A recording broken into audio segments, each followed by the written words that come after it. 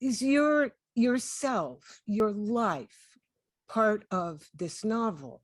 As you write it, you don't write an I. It's not a first person story, it's a third person story. We learn about Hannah Elias. We learn about her life in Philadelphia, her life in New York at the turn of the This 20th. has, this actually has nothing to do with me. Okay.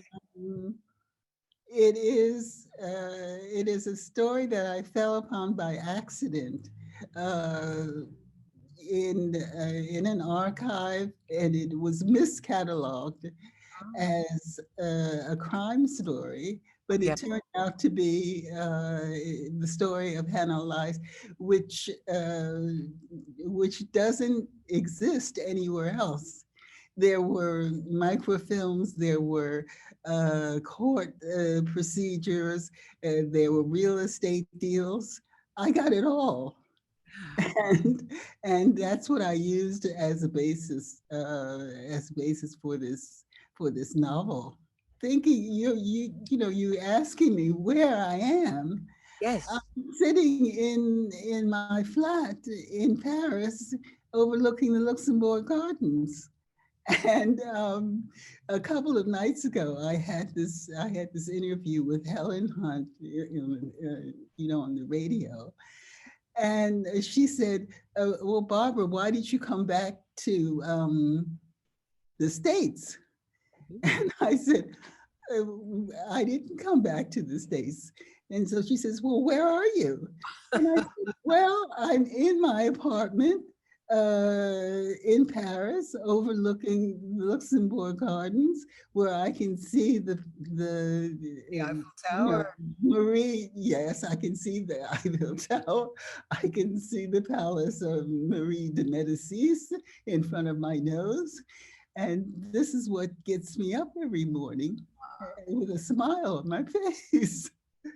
And she said, "I'll get back to you." And that was the end. That was the end of the interview. It's very funny. Oh my gosh. Well, you're not going to get away from me that easily, I can tell Okay, okay, but it's a question we'll come back to, because it's always the question of why did you leave the States, and this kind of stereotype label of being an expatriate. I'm not an of you, expatriate. of you. I live in Paris.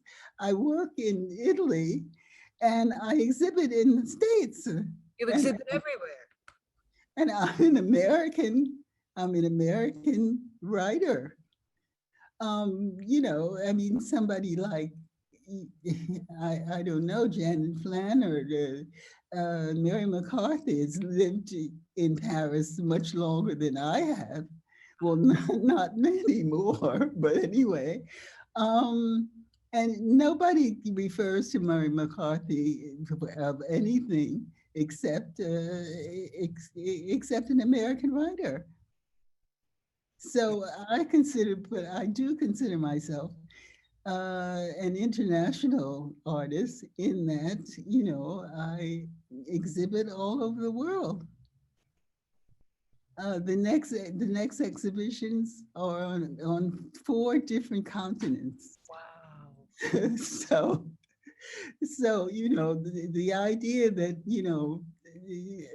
I would come back to Philadelphia, and back where, you know how, I'm another person. I'm nation I'm another nationality. I have dual nationality. Um, so it's always a kind of aggression, that, Mm. Americans insist, on talking about.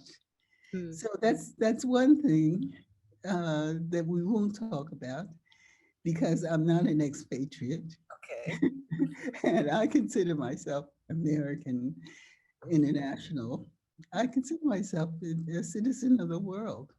Yeah. You are a citizen of the world, but let me remind people who are or near Philadelphia that your Malcolm X3 is currently and prominently on exhibition at the Philadelphia Museum of Oh, Art. it is so beautifully Yes, installed. It is really, incredibly it really. installed. And it's installed in, in Abby's long hallway, which is divine, which is incredible, and it marries very well, with the sculpture. And so I'm really delighted. And there's a new show that they've done with other, with other sculptures in their collection, which opens yesterday, Uh-huh. which opened yesterday. Very good. So, a citizen of the world, a citizen of the worlds of art, because you are a poet, you write fiction, you write nonfiction, and you make fantastic art. How do you manage all those things? Can you do all those things at once, or do you segment your time?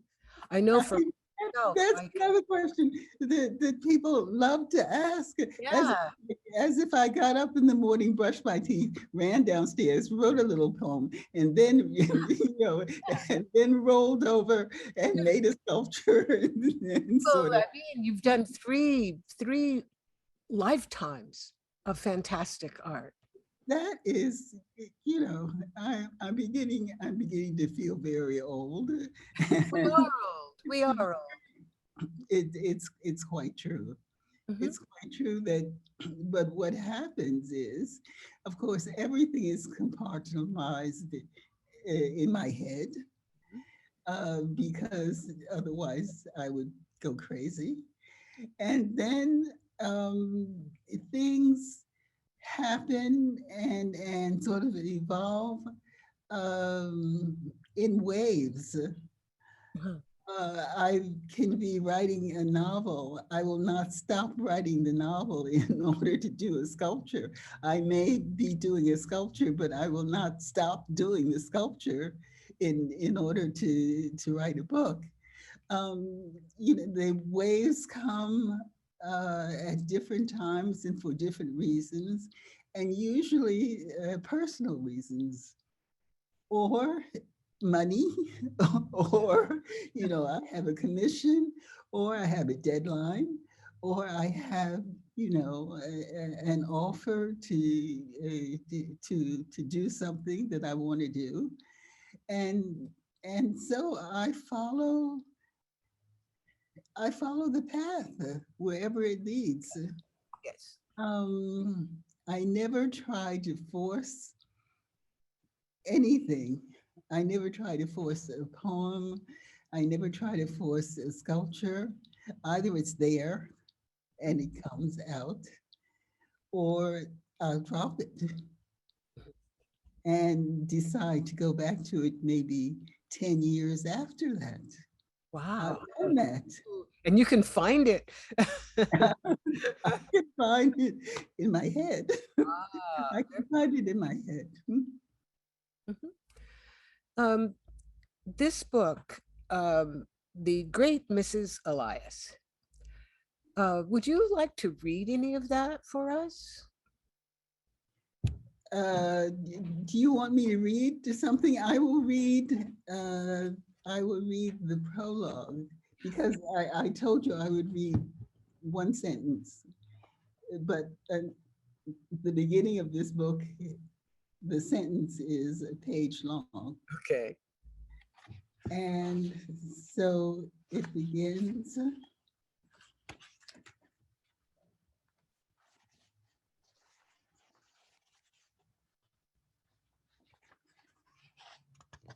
Where I can't find it. Well, you might call this whole tale the story of Hannah houses.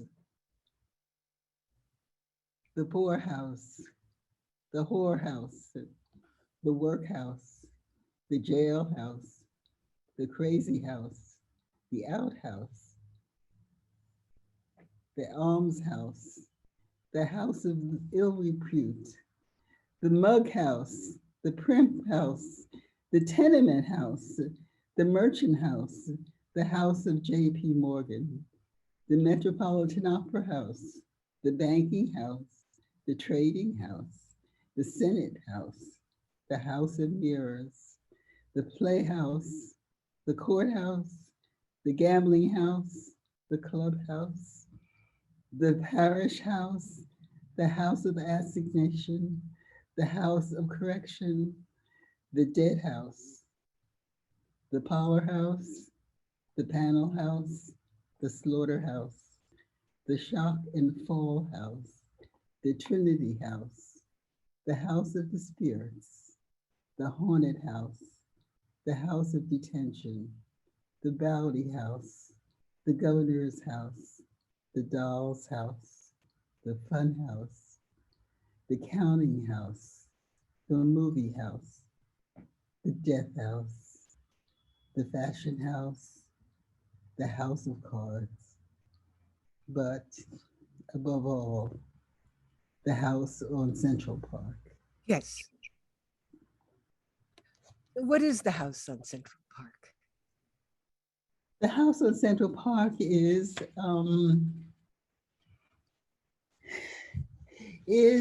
Hannah's both her monument and her grave and her refuge. It is the accumulation of her whole career in New York. And she decided that she, as a kind of descendant of Cleopatra, would build herself a mansion on Central Park West that would match her clients' mansions. And this is what she did. This is really true. She bought a brownstone mansion at 86th Street and Central Park, and she decorated it as if it was Cleopatra's palace. She had all her staff and all her maids and butlers dressed as Egyptians. She had it filled with, the most incredible paintings and tapestries and furniture and Tiffany glass and mirrors and fountains and, and this was the kind of the accumulation of all her houses, which started as a boarding house in 5 Points, New York. And little by little, she moved uptown from one house to another, buying real estate, selling it, making fortunes, losing fortunes, until she finally arrived at Central Park West, 136. So you've listed lots of different kinds of houses that give a clear hint of what kind of a life this was. But she started as Bessie Davis in Philadelphia. She started in Philadelphia as Bessie Davis, daughter of a mixed couple. Her fan and one of 11 children. And from that beginnings, she started off as a maid, in the suburbs of Philadelphia. And at one point, she was being blackmailed by the police. And so she decided to move to New York. She fell in love with New York. She decided that this was her city and that she was going to conquer it. And that's what happened. And she did. Now, let me just look through all my notes here. Um, And I'll get out my list here. okay. Oh, number 7. And Number we six. talked about Okay. this. You lavish attention on the appearances of things in this novel, notably on what people are wearing. How did you decide to depict appearances, especially the clothing, so carefully and so thoroughly? You say, Hannah's fashionable Parisian clothes became her signature. Well, first of all, it was conceit because I sort of conceived a character who was a clothes addict and you know a sort of passionate shopper and who loved beautiful clothes. And you know, if she had 2 cents to rub against another, she would go out and buy a hat. Um, you know, as a lot of women go out and buy shoes, or a lot of women go out and sort of binge shop. And but her love for beauty, I think, it is a sort of it is a sort of thing that brings all this together. And what I wanted to do with her clothes was to sort of show what clothes have to do with identity and how people use clothing to express themselves. Yes, and you do that with all your characters, not just. And then I love the idea. So, and since I love clothes as well, I decided that this would be her defining attribute. She would she would be a, you know, she would be a clothes addict. She would be a fashion addict. You know, she would dress herself in the latest fashions and the most precious jewels because that's what she was. That's how she wanted to express herself. She wanted this house and she wanted the clothes that went with the house.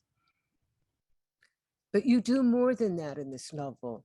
Hannah Elias is not the only one whose clothes get fondled in your novel. Well, then I got very tied up with the idea of dressing everybody because it's a fantastic way to write about people, what they have on and how they look.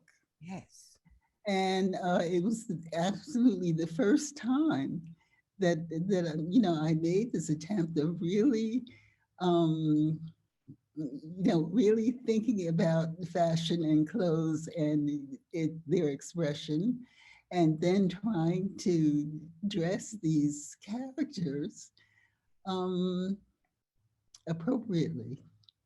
And so Every I had a very good time, you know, looking through looking through collections of you know 1900 dresses and suits and so on. So, but I had a very good time. It shows, it shows. And in fact, a reader who is attuned to costuming could almost make a degree project in your book because the descriptions are so thorough and so loving. Well, they came mostly from the Muséum d'Art Décoratif in Paris, and also where else did I get a lot of stuff from the Smithsonian, Yeah, because you from know that the from shops. from the Metropolitan Yes. Museum. Yeah. So we're talking about a book in which the beauty and the surfaces and the appearances are thorough, but also um, you imagine an exchange between the young Bessie when she's still uh, in Philadelphia. Her father handles horses, And I love the part in, I mean, it's a sad story when they're in Saratoga Springs, but Saratoga Springs really is a place for Black history. So 12 Years a Slave, for instance, the central character was from Saratoga Springs. But at any It, rate, it so is it's a pure coincidence. Go on. yeah, Let's, so the father handles horses. This is still in Philadelphia. And I'm going to quote your book now. Some people like thoroughbreds, he told Bessie, who never quite believed his whole story. But I'm partial to grade horses. Bessie knew that these crossbreeds were less fragile than thoroughbreds and sometimes had unique characteristics.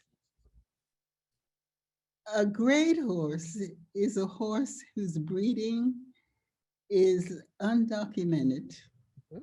or unidentified. It's Black people in America, Yeah. and that is what he, well, that is was sort of the um, leitmotif of the entire book, Mhm. because the book is not about money, it's not about sex, it's not about crime. You could Uh, have fooled me.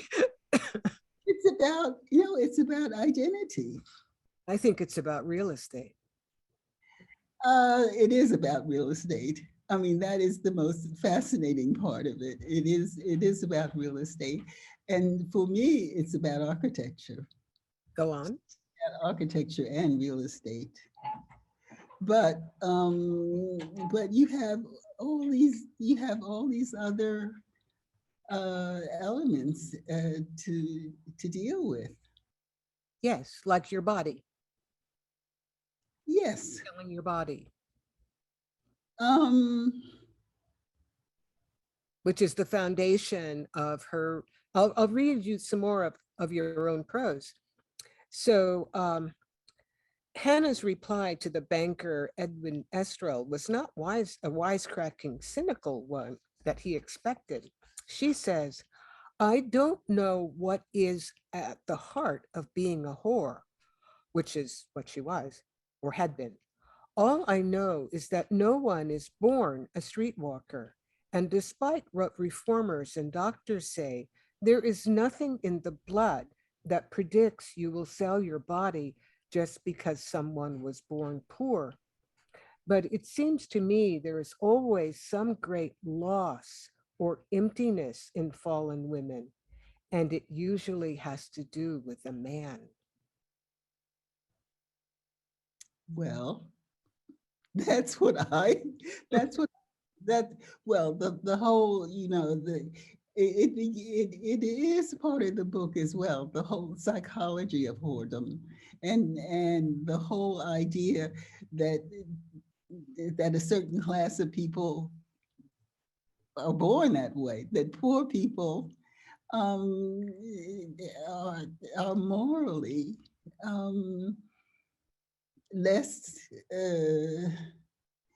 are morally poor, as well as physically poor. And of course, this is not true.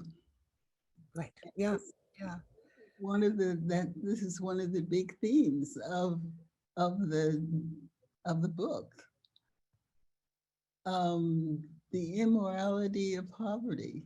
Yes. And so she goes through every single step of this, from the poorhouse to the penitentiary, um, in all its horror, before she emerges as another person.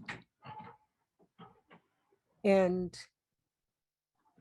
you say her rise from the Seventh Ward to Central Park had not been without plan or reason. It had been a steady, single minded march out of oblivion, fueled by her ambition, energy, and desperation to be a woman of property. So I said, I thought that the main themes were real estate, and I'll add ambition. I think that the main theme is women's ambition. I Say, think say more. that is what I was trying to get at. You did. And that's what I was trying to do. Yes, you did. You did. Very ambitious woman. For me, at heart, still a historian, I was entranced by your use of actual historical figures like Granville T. Woods, the inventor. And maybe you would like to say how that plot works out. Well, actually, I would like to say something about historical historical writing and historical novels as I have invented them, because I think that the first real historical novel was Sally Hemings. Yes. I took a historical woman who really existed, but I made a fictional life for her because she had no documentation. She was a great horse. Nobody knew her. Nobody had written about her. There was not one word, um, to go by. So I had only my instincts and the determination that she was going to walk through the front door of history if I had anything to do with it. And you had a great deal to do with it. And I did. I did, and the ramifications of that is that I sort of invented a different kind of historical novel, and a historical novel which um, even if the main character is historical, if he has been the victim of suppression, of censure, of oblivion, of any sort, I was there. There's only one way. Um, there's only one way to get in out of that situation, which is to write historically around him so that so that he emerges as a real person. He being Sally Hemings. Yes. And I think that whatever happens, whatever other evidence ever comes forward, if any other evidence ever does come forward, that Sally Hemings as an icon will stand as Sally Hemings historically as well. Well, you opened the way to seeing her as a historical figure. The historian Annette GordonReed pulled out all the facts that buttress what you had to say. And so together, Well, the thing is that you have to say no to the people who write history, because the people who write history are the people who have the power to write it. that was true. But Annette GordonReed, a Black woman historian, she teaches in the Harvard Law School, so I shouldn't say perhaps that she's a lawyer, but she worked the archives in a very thorough way. So between the two of you, I worked with archives before she did. yes, Her book, which was her book, put a period, put a question mark on everything that was in my book. But she did not really add anything to the psychological or poetical uh, identification of Hemmings. Yeah. No, I agree with you completely because you were working in two different genres and But not, together. we're not working side by side. Uh, Annette's book came out 15 years after Sally Hemings. Right. Okay. Yes. But they're two different books, but we need both. We need both. No, Annette did a very good job of historically um, gathering together the evidence that I had as a amateur historian found and sort of invented, and that was it. Yeah, we need both. And the reason why, the reason why this is important is because there were still the Jeffersonians who wanted only to erase me and Fawn Brody as elements in the whole history of Sally Hemings because of the suppression of the whole story. So, it's a very long and complicated story, which someone will probably write one day.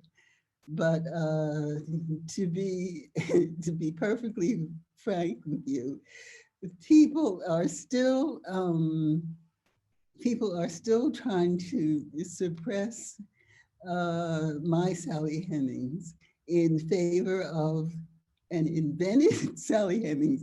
It's very strange because I invented Sally Hemings, and then somebody comes along and invents another Sally Hemings in order to erase the first Sally Hemings. But they're both historic. They neither of them are historic, as a matter of fact.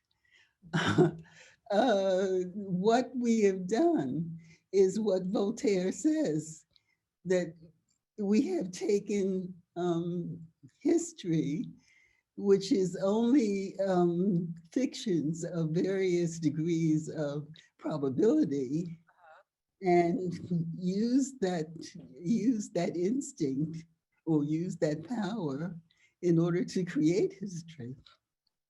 Yeah. We create and we recreate.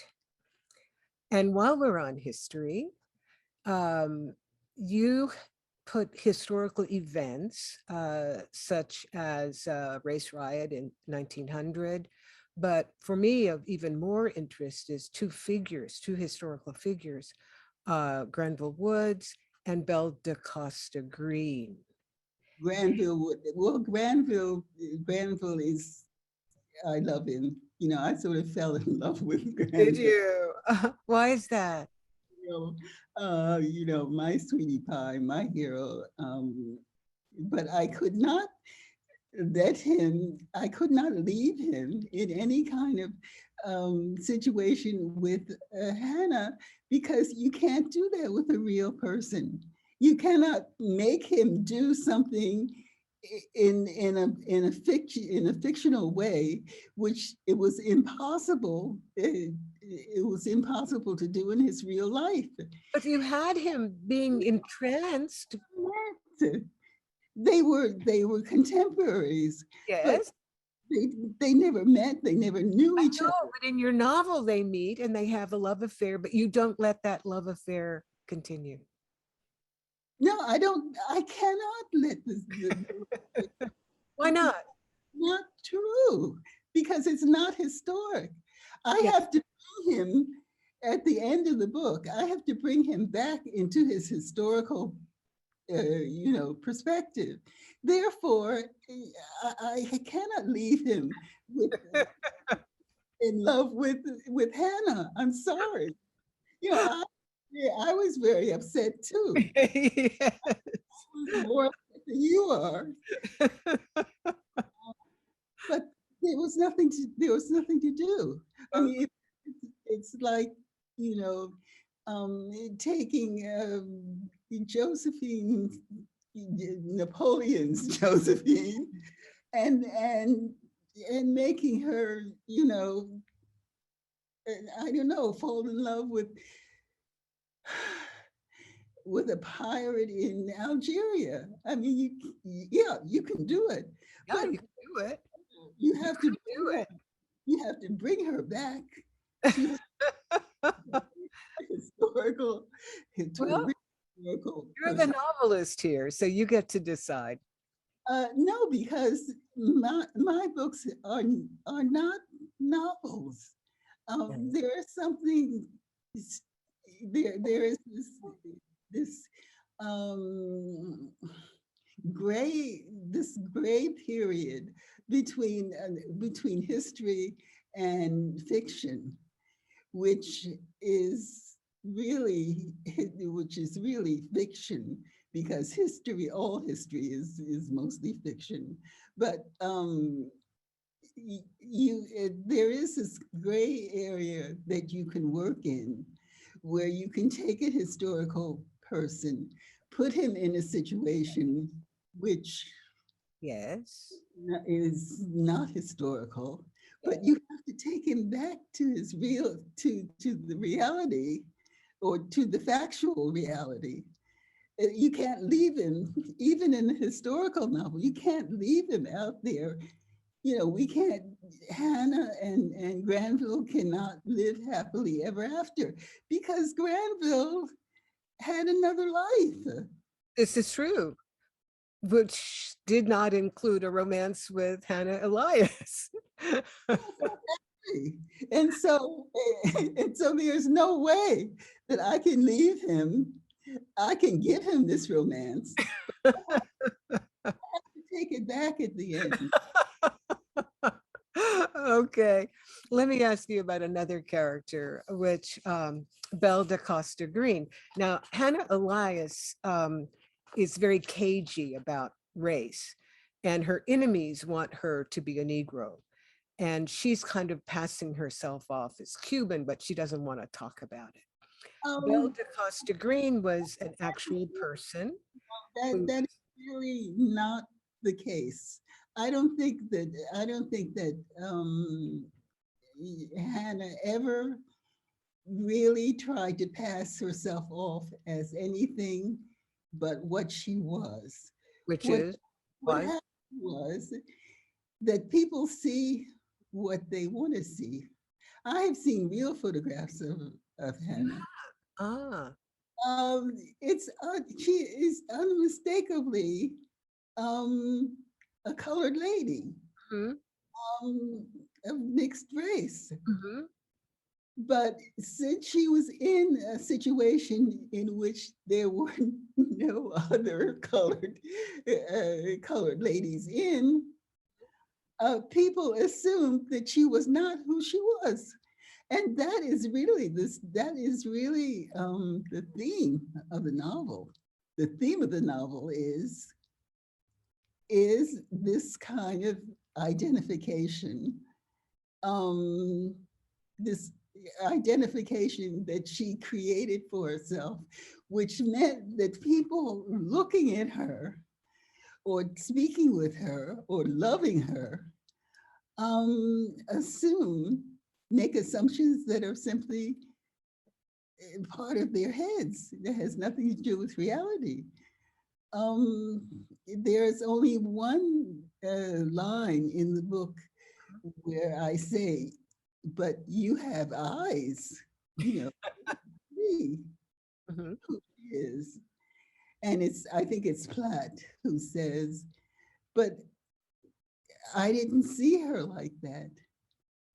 There was nothing, you know, it never occurred to me. It never passed through my mind." And this is very interesting, especially in the sense of America and stereotypes and uh, identity and racial identity. Um, Hannah did not pass. People passed her. Well said. Yeah. Yeah, yeah, yeah.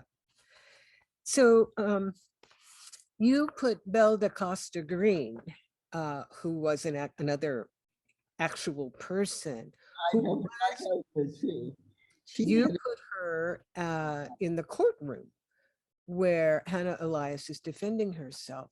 Would you like to say more about how you imagine and how you depict the relationship, non-relationship between the two women? there was no relationship between the two women. But Um, Belle is, the historical relationship was that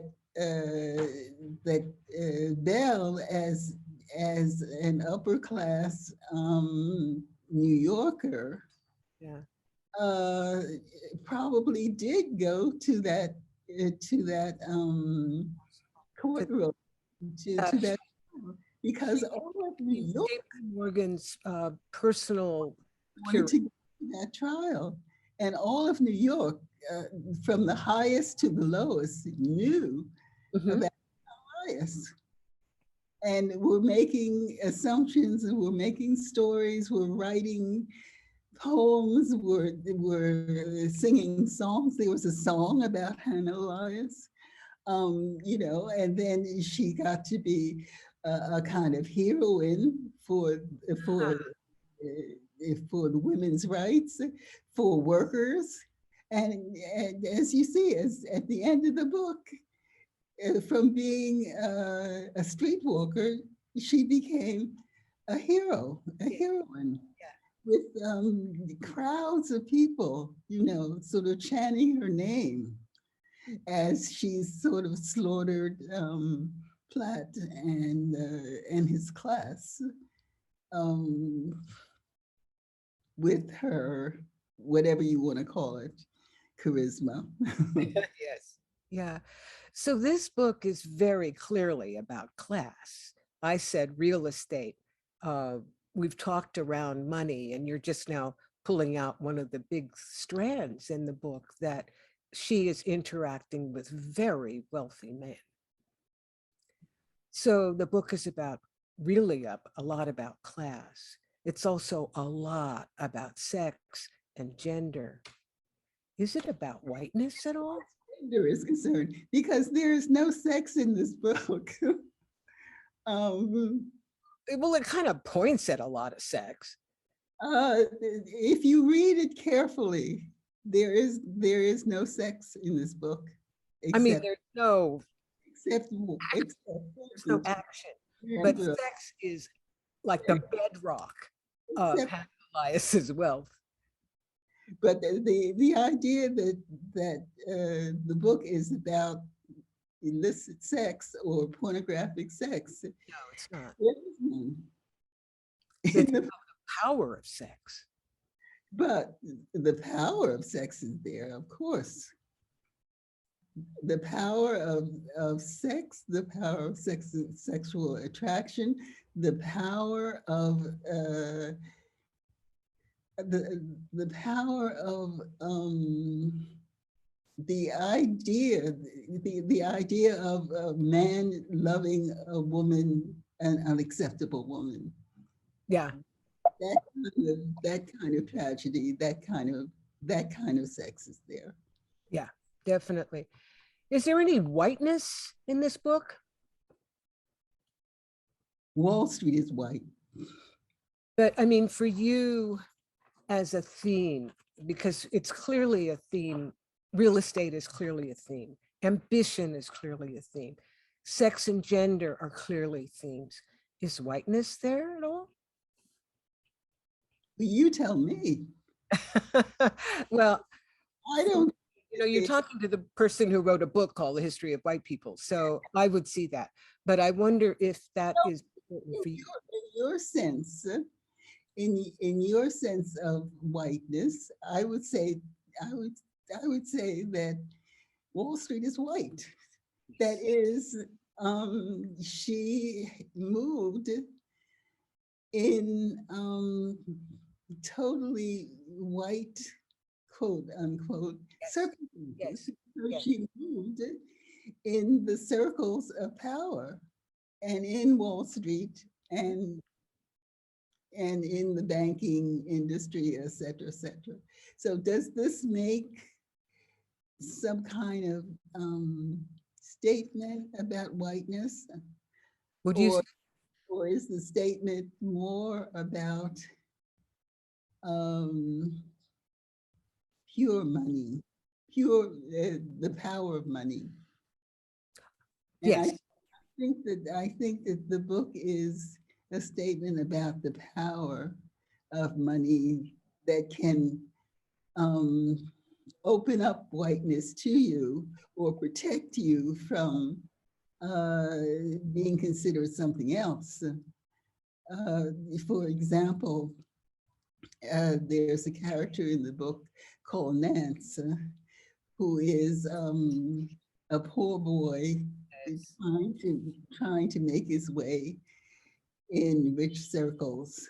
And so he changes his name, which is a Swedish name and a rather strange name, into something more Anglo-Saxon because he has to navigate this whiteness, or this white Anglo-Saxon. yeah. And his ambition is very much a part of the character. Yeah. Yes. Andy, how are we doing for time? Do we have questions? What should we do now? We do have a little bit of time left, and there's much more praise than there are questions. So congratulations on that, Barbara. Let's see, a few questions here. One from Jody. You say people tried to suppress your Sally Hemings. Can you discuss your decision to show a Sally Hemings in love rather than as a victim? I'm not sure that I showed Sally Hemings in love. I showed Sally Hemings in the position of an 18th century woman whose expectations were very limited as far as love was concerned. And she was so young. You know, so was, you know, Madison's wife, Dolly. She was married when she was 15. Yeah. So it's, you know, you cannot sort of use age in this particular circumstances because the situation was different. I think that every reader has to decide for themselves what Hemmings' true feeling was for Jefferson. Certainly she was faithful. Certainly she loved him as a, Mother? you know, as her Protector? pretender and sort of as her jailer. Come on. Yeah, yeah, that's a good point. There, but I think that you have to put the situation in context, which means that you have to embrace the whole establishment of American slavery. Okay, Yeah. and I don't think we can go into that now. Well, Barbara, let me pull you back to Hannah Elias for a moment while we're talking about age. And the Platt, who's the central sort of money bags in her life, who's much older than she, as was Jefferson, much older than Sally Hemings. Do you want to say anything about relationships between young women and old men? Well, it was historic. In both instances, it was their true age. You know, you cannot change the story in order to suit in order to suit someone's, desires, there are certain perimeters that a novelist has in taking a historical subject, which you cannot move around. And one of them was the relationship of age to much younger women. That's what happened. Oh, yes, definitely. Definitely. And as far as 19th century mores are concerned, there was nothing exceptional. There was nothing exceptional about that. Right. Another question? Yeah, more praise continues to filter in, but maybe circling back on the question of slavery that you brought up earlier. Someone asks, have you ever received satisfaction around the dispute concerning your novel Amistad and the appropriation of the story? Oh my God, that is another book, and that is another story, and that is a novel. Novel that somebody, I invite anybody who wants to write about it. Because speaking of powerful white men, it's kind of the epitome of what can happen if you speak truth to power. Mm. Anything can happen. In my case, anything can happen. And so we were talking about Hannah Elias. We were talking about historical novels. The thing that you have to understand with my historical novels is that they're not novels. It's not fiction. What I do is take the historical facts of a story and express them in more poetic and more fictional terms. But I never cross the boundary between historical truth and fictional truth. That way.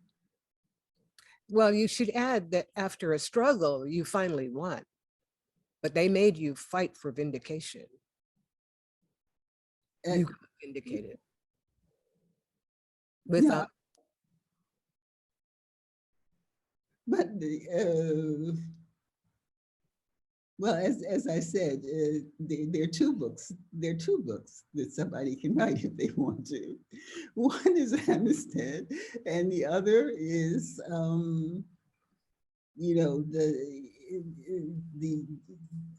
the sort of still